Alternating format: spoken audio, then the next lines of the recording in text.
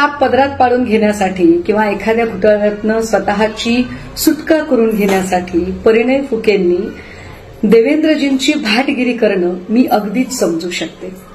मात्र अशी भाटगिरी करताना त्यांचे दाखले धादांत चुकलेले आहेत.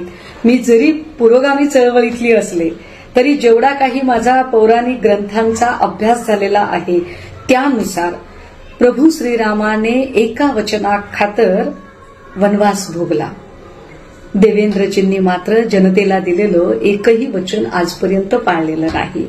मग ते अजित पवारांबद्दल बोलणं असेल, नारायण राणे असतील, छगन भुजबळ, हसन मुश्रीफ या कुणा संबंधानेही अगदी वेगळा विदर्भ झाल्याशिवाय मी लग्न करणार नाही हे जनतेला दिलेलं वचन असेल त्यातलं कुठलंच वचन त्यांनी पाळलेलं नाही.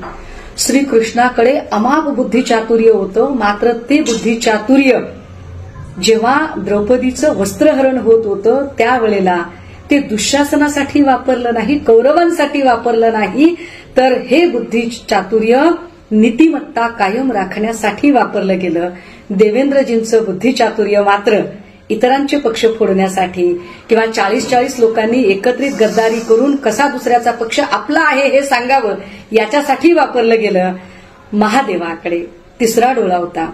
जेव्हा कधी पृथ्वीवर अति झालं, अन्याय झाला, अत्याचार झाला तेव्हा तेव्हा महादेवाने आपला तिसरा डोळा उघडला.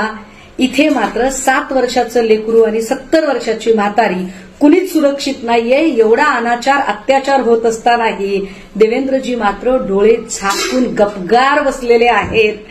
सूर्याबद्दल काय बोलताय, सूर्याचं तेज कुठे? देवेंद्रजी फार फार तर झगमगाटी इव्हेंट मधला एखादा फोकस जो बकाल दारिद्र्य सहज झाकू शकतो असा फोकस म्हटलं तर चालेल. आणि जर तुम्ही चंद्राबद्दल म्हणत असाल तर चंद्रावर डाग असतो बरं का.